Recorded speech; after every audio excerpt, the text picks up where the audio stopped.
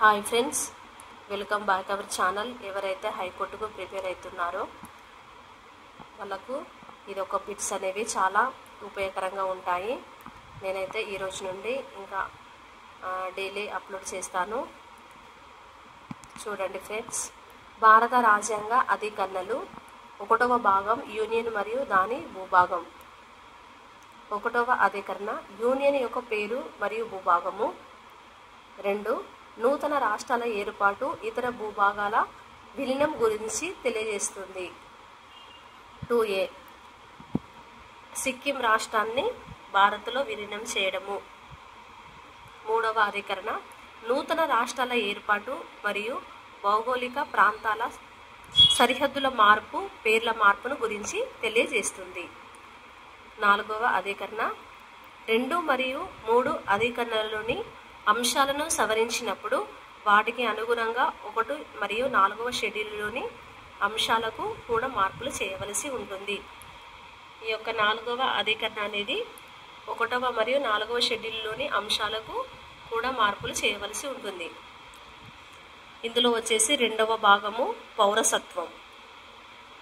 5వ అధికరణ భారత రాజ్యాంగము అమలులోకి వచ్చే నాటి పౌరసత్వము గురించి తెలుపుతుంది. 6వ అధికరణ పాకిస్తాన్ నుండి భారతదేశానికి వలస వచ్చిన వ్యక్తుల యొక్క పౌరసత్వ హక్కులను గురించి తెలియజేస్తుంది. పాకిస్తాన్ నుండి ఈ యొక్క 6వ అధికరణ అనేది పాకిస్తాన్ నుండి ఎవరైతే భారతదేశానికి వలస వస్తారో వారి యొక్క పౌరసత్వ హక్కుల గురించి తెలియజేస్తుంది. 7వ అధికరణ భారత్ నుండి పాకిస్తాన్కి వలస వెళ్ళిన వ్యక్తుల యొక్క మన యొక్క భారత్ నుండి ఎవరైతే పాకిస్తాన్కు వలస వెళ్తారో వారి యొక్క పౌరసత్వ హక్కుల గురించి తెలియజేసేది 7వ అధికరణ. నెక్స్ట్ 8వ అధికరణ ఇతర దేశాలలో నివసిస్తున్న భారత సంతతి వ్యక్తుల యొక్క పౌరసత్వ హక్కులను గురించి తెలియజేస్తుంది. ఎవరైతే ఇతర దేశాలలో నివసిస్తున్నారో వారి యొక్క భారత సంతతి యొక్క ఆ వ్యక్తుల యొక్క పౌరసత్వ హక్కులను గురించి తెలియజేసేది 8వ అధికరణ. 8వ అధికరణ. 9వ అధికరణ స్వచ్ఛందంగా విదేశీ పౌరసత్వాన్ని పొందిన వ్యక్తులు భారత పౌరసత్వాన్ని కోల్పోతారు.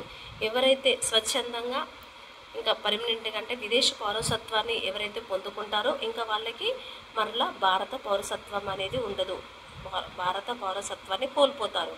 ఇది 8వ అధికరణ గురించి చెప్పబడుతుంది. 9వ అధికరణ. 10వ అధికరణ భారత పౌరుడు ఎప్పటికీ కూడా భారతీయుడుగానే కొనసాగుతాడు. ఈ యొక్క 10వ అధికరణలో భారత పౌరుడు ఎప్పుడు కూడా భారతీయ పౌరుడుగానే కొనసాగుతాడు, అంటే పర్మనెంట్గా. 11వ అధికరణ చట్టాల ద్వారా పౌరసత్వ హక్కులను నియంత్రించే అధికారము పార్లమెంటుకు ఉంటుంది. ఈ యొక్క చట్టాల ద్వారా పౌరసత్వ హక్కులను నియంత్రించే అధికారము దేనికి ఉంటుంది? పార్లమెంటుకు ఉంటుంది. ఇది 8వ అధికరణ. 11వ అధికరణ. నెక్స్ట్ 3వ భాగము ప్రాథమిక హక్కులు. 12వ అధికరణ రాజ్య నిర్వచనం గురించి తెలియజేస్తుంది. రాజ్య నిర్వచనము ఈ యొక్క 3వ భాగంలో మనము దేని గురించి చెప్తున్నాము అంటే ప్రాథమిక హక్కులు. అందులో 12, 13 3వ భాగంలో మనకి 12, 13 అధికరణలు ఉంటాయి. మొదటగా 12 అధికరణ అనేది రాజ్య నిర్వచనం గురించి తెలియజేస్తుంది. 13 ప్రాథమిక హక్కులకు భంగం కలిగించే శాసనాలు లేదా చట్టాలను కొట్టివేసే అధికారము న్యాయస్థానాలకు ఉంది. ఈ యొక్క 13వ అధికరణం అనేది ప్రాథమిక హక్కులకు ఏదైనా భంగం కలిగించే శాసనాలు ఇంకా చట్టాలు ఉన్నట్లయితే దాన్ని కొట్టివేసే అధికారము దేనికి ఉంది? న్యాయస్థానాలకు ఉంది. నెక్స్ట్ సమానత్వ హక్కు. సమానత్వ హక్కులో మనకి 14 నుండి 18 అధికరణలు ఉంటాయి. మొదటగా 14వ అధికరణ చట్టం ముందు అందరూ సమానులే. ఈ యొక్క 14వ అధికరణలో చట్టం ముందు అందరూ ఎలా అంటే సమానులే అని చెప్తుంది. 15వ మతం, జాతి, కులం, లింగం లేదా జన్మస్థలం ఆధారంగా వ్యక్తుల మధ్య వివక్ష చూపకూడదు. వివక్ష అనేది అసలు చూపకూడదు. ఈ మతం, జాతి, కులం, లింగం లేదా జన్మస్థలం. 8వ అధికరణ 16 ప్రభుత్వ ఉద్యోగాల్లో అందరికీ సమాన అవకాశాలు కల్పించాలి. నోటు ప్రకరణ 16కు కూడా కొత్తగా 6వ సెక్షన్ను చేర్చడం జరిగింది. దీని ప్రకారం కేంద్ర ప్రభుత్వ ఉద్యోగాల వెనుకబడిన తరగతులకు 10% అంటే 10% రిజర్వేషన్లను వర్తింపజేస్తారు. 17వ అధికరణ అస్పృశ్యతను అనగా అంటరానితనాన్ని నిషేధించడం అయినది. అయితే యాక్చువల్గా మనకు అప్పుడు అంటరానితనం అనేది ఉండేది. ఇప్పుడైతే 17వ అధికరణ ద్వారా ఈ యొక్క అంటరానితనం అనేది పూర్తిగా నిషేధించారు.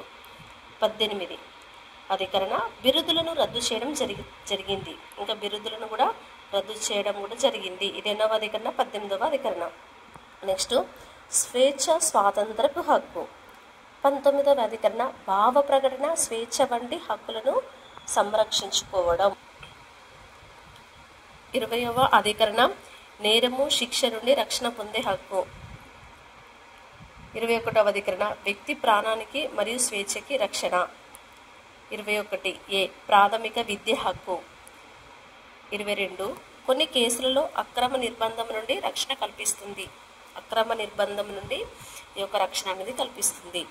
23వ అధికరణ మనుషుల అక్రమ రవాణా మరియు వెట్టి చాకిరి నిషేధించడం జరిగింది. ఈ యొక్క 23వ అధికరణ ద్వారా మనుషుల అక్రమ రవాణా మరియు వెట్టి చాకిరి అనేది నిషేధించడం జరిగింది. 24 కర్మాగారాలలో ఫ్యాక్టరీ అనగా బాల కార్మికుల చేత పని చేయించడం నిషేధించడం జరిగింది. ఇది ఎన్నవ అధికరణ? 24వ అధికరణ. మొదటగా స్వేచ్ఛ స్వతంత్ర హక్కు. 19 భావ ప్రకటన స్వేచ్ఛ వంటి హక్కులను సంరక్షించుకోవడం.